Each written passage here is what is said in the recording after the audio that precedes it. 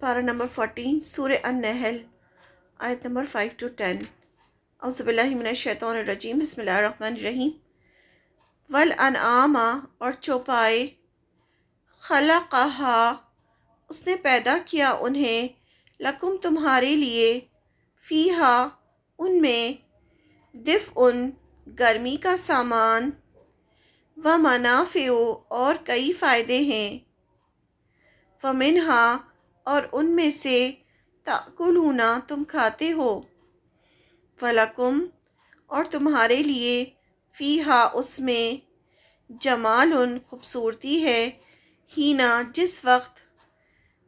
تریحون تم شام کو چرا کر لاتے ہو، وہینا اور جس وقت، تسرحون تم صبح چرانے جاتے ہو۔ جب جانوروں کو لے جایا جاتا ہے اور لایا جاتا ہے تو وہ ایک خوبصورتی کا منظر ہوتا ہے۔ وَتَحْمِلُوا اور وہ اٹھا لے جاتے ہیں، اثقالکم بوجھ تمہارے، الی بلدن طرف اس شہر کے، لم نہ، تکونو تھے تم، بالغی ہی پہنچنے والے اس تک، یعنی اتنا سارا بوجھ اٹھا کے تم نہیں جا سکتے تھے، یہ جانور ہیں جو تمہارا بوجھ اٹھا کے لے جاتے ہیں، الا مگر، بشقی ساتھ مشقت کے، الانفسی جانوں کی، انا بے شک ربکا ربکم رب تمہارا، لرؤوف الرحیم البتہ بہت شفقت کرنے والا، نہایت رحم کرنے والا ہے، والخیلا اور گھوڑے، والبغالا اور خچر، والحمیرا اور گدھے، لترکبوہا تاکہ تم سواری کرو ان پر، وزینتاً اور زینت بھی ہے، ویخلق اور وہ پیدا کرے گا، ما جو، لا نہیں، تعلمون تم جانتے، یعنی یہاں پر یہ اشارہ ہے کہ وہ ایسی چیز بھی پیدا کرے گا جو تم نہیں جانتے، وعلی اللہ اور اللہ ہی پر، قصد سیدھا، السبیلی راستہ، ومنہا اور ان میں سے کچھ، جائر ٹیڑھے ہیں، ایک راستہ سیدھا ہے باقی راستے ٹیڑھے ہیں، ولو اور اگر شاء وہ چاہتا، لہداکم البتہ ہدایت دے دیتا تمہیں، اجمعین سب کے سب کو، ہوا وہی ہے، الذی جس نے، انزلا اتارا، من السماء آسمان سے، ماء پانی، لکم تمہارے لیے، منہ اس میں سے، شراب پینا ہے، ومنہ اور اس میں سے، شجر درخت ہے، فیہ جس میں، تسیمون تم چراتے ہو۔ یہاں 5 آیتیں ہیں، بہت ہی سمپل آیتیں ہیں یہ، اگر ہم ان کو ایسے ہی دیکھیں تو ہمیں سمجھ میں آ جاتی ہیں۔ آیت نمبر 5 ہے سورہ النحل کی، اور چوپائے اسی نے پیدا کیے، چوپائے نے جانور 4 پیر والے، جن میں تمہارے لیے سردی سے بچاؤ کا سامان ہے، ان کی جو اون نکلتا ہے، جو کھال ہوتی ہے جس سے کوٹس بنتے ہیں، سویٹرز بنتے ہیں، اور اس کے علاوہ بہت سے فائدے ہیں، اور ان میں سے تم کھاتے ہو، یعنی انہیں ذبح کر کے تم کھاتے بھی ہو۔ اور چوپائے اسی نے پیدا کیے جن میں تمہارے لیے سردی سے بچاؤ کا سامان ہے، اور اس کے علاوہ بہت سے فائدے ہیں، اور ان میں سے تم کھاتے بھی ہو۔ یہ جتنے بھی جانور ہیں اللہ تعالیٰ کی نعمت ہے ہمارے لیے،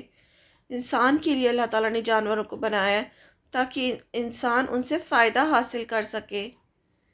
اللہ تعالیٰ نے یہ دنیا انسان کو آزمانے کے لیے بنائی ہے،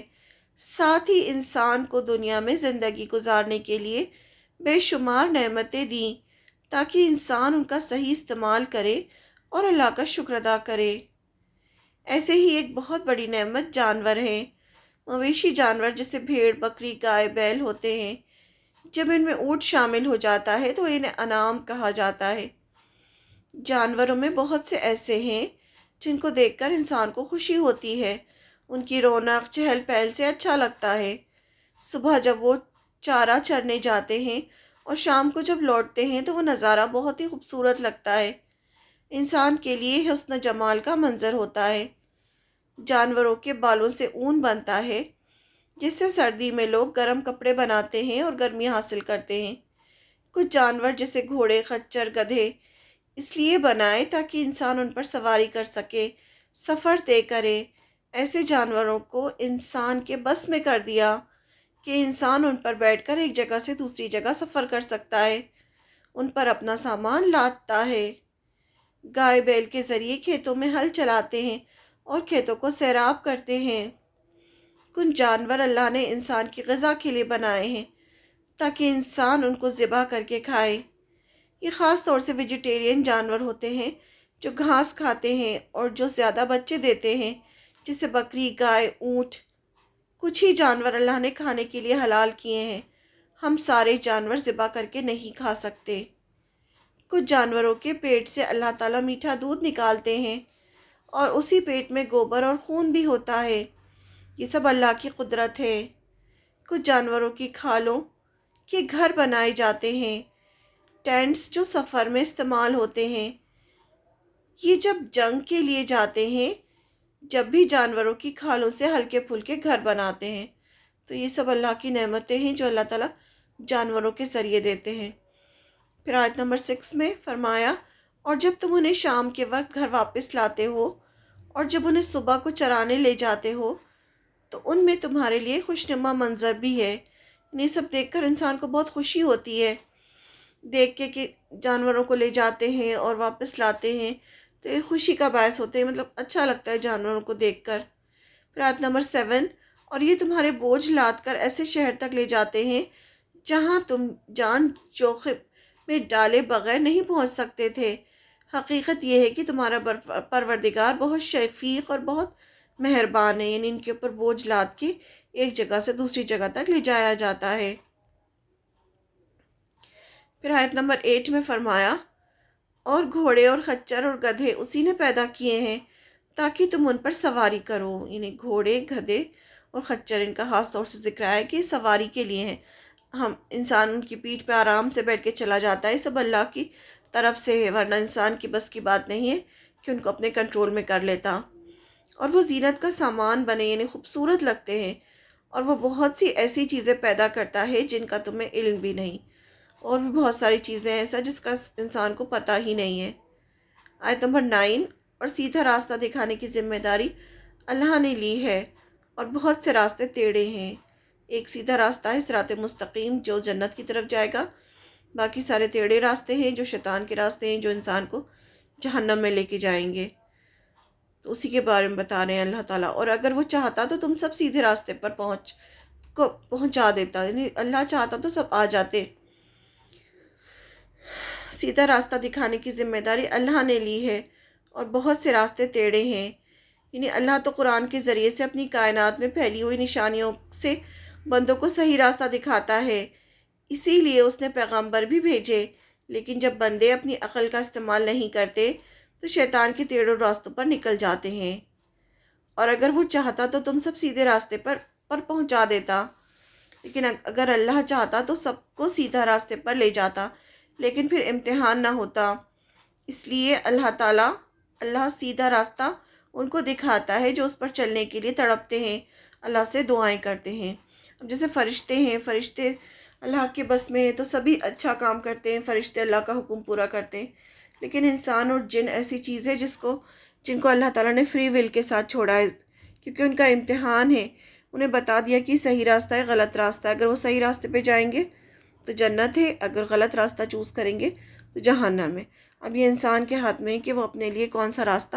پسند کرتا ہے۔ پھر آیت نمبر 10، وہی تمہارے فائدے کے لیے آسمان سے پانی برساتا ہے جسے تم پیتے ہو، پانی پیتے بھی ہو، اور اسی سے اگائے ہوئے درختوں سے تم اپنے جانوروں کو چراتے ہو۔ یعنی اتنا سب اللہ تعالیٰ کی یہ سب نعمتیں ہیں کہ آسمان سے جب پانی برستا ہے تو ہمیں پانی ملتا ہے، ہمیں روزی ملتی ہے، اور پھر وہ جو درخت ہوتے ہیں انہیں جانور بھی کھاتے ہیں، تو ہمارے لیے بھی روزی ہے اور جانوروں کے لیے بھی اس میں چارہ ہے۔ آسمان سے پانی برساتا ہے اللہ تعالیٰ نے آسمان سے پانی برسایا۔ اللہ تعالیٰ کا احسان ہے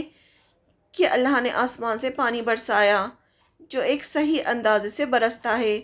تاکہ کسی کو نقصان نہیں ہو۔ اسی پانی کو اللہ تعالیٰ زمین میں ٹھہراتے بھی ہیں، سمندر، دریا میں۔ سب سے پہلے ہوائیں چلتی ہیں جو بارش کے آنے کی خوشخبری دیتی ہیں، جو اللہ کی رحمت ہے۔ پھر بادلوں سے پانی برستا ہے، مردہ زمین اللہ کے حکم سے زندہ ہو جاتی ہے۔ اسی سے پیڑ پودے اگتے ہیں اور زمین سرسبز ہو جاتی ہے، ہر طرف ہریالی ہوتی ہے جس سے انسان کو کھانا ملتا ہے، ہوا ملتی ہے جس سے انسان سانس لیتا ہے، پیڑ اگتے ہیں اور جانوروں کا چارہ بنتے ہیں، ان کو کھانا ملتا ہے، ایک زندگی آباد ہوتی ہے۔ آسمان سے صاف میٹھا پانی برستا ہے۔ اگر یہ کڑوا اور کھارا ہوتا تو کیا ہوتا؟